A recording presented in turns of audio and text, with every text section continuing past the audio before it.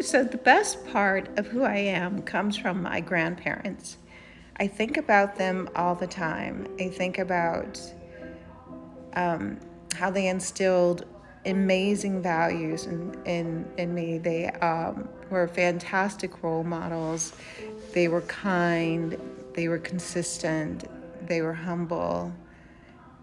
They were gentle, attentive, compassionate, everything that I could want in a role model. They've since passed away. I wasn't so lucky in the parent department. My parents were very young when they had me. They were emotionally immature, and they really haven't grown much since. And that's okay.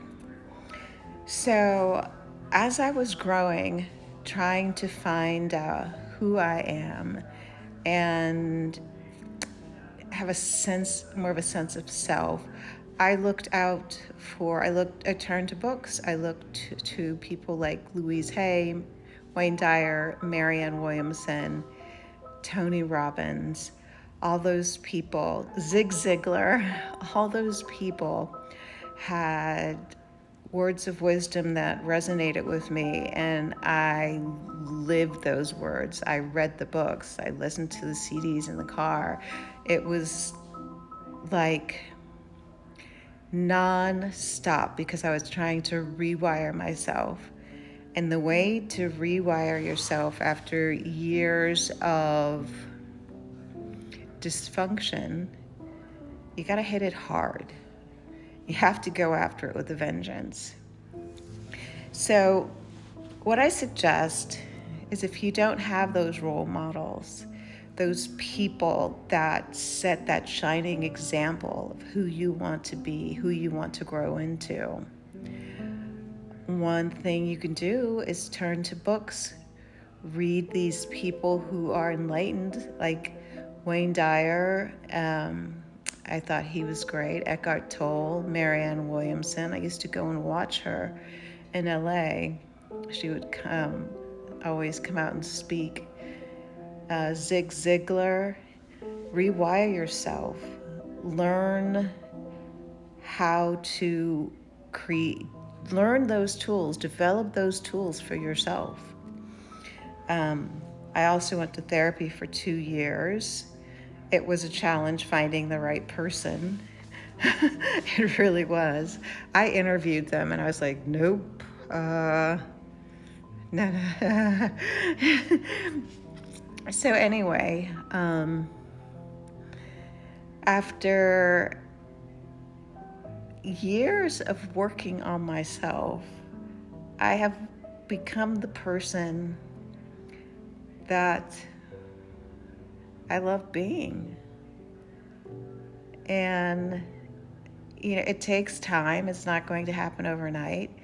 Keep plugging away, and eventually you will become that person and begin to attract the right people in your life. Now, I was lucky. I attracted amazing friends at an early age because my grandparents were such wonderful role models. And now we don't agree on everything. And I think that's fantastic. It's fine as long as there's respect and there's conversation.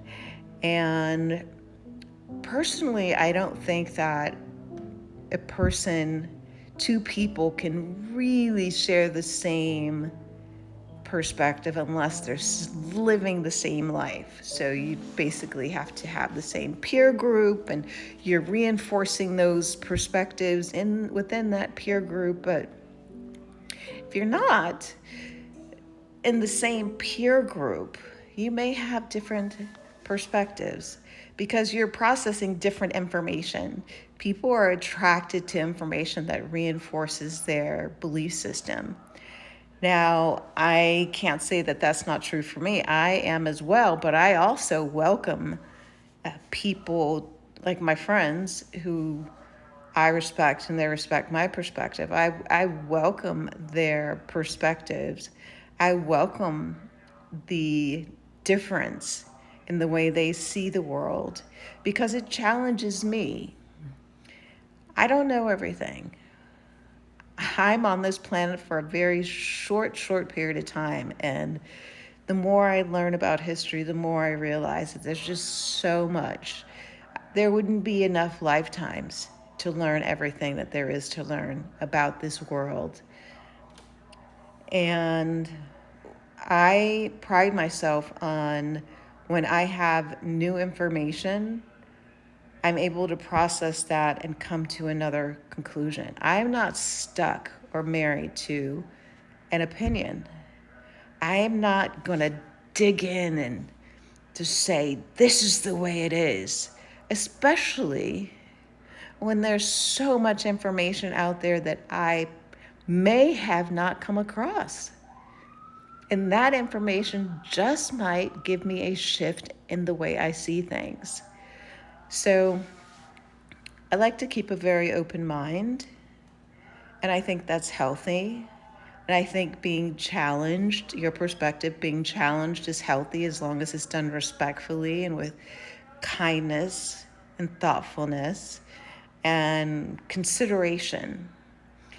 People who disagree with you and then attack you, that's disrespectful. I don't want to be around it. If I have an opinion about something and you have a different opinion, that's fine.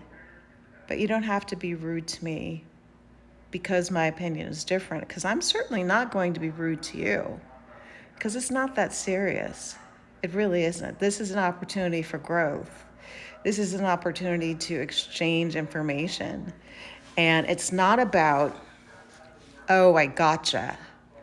It's not about coming back with the best comeback and they're not going to be able to wiggle out of this perspective or this comment.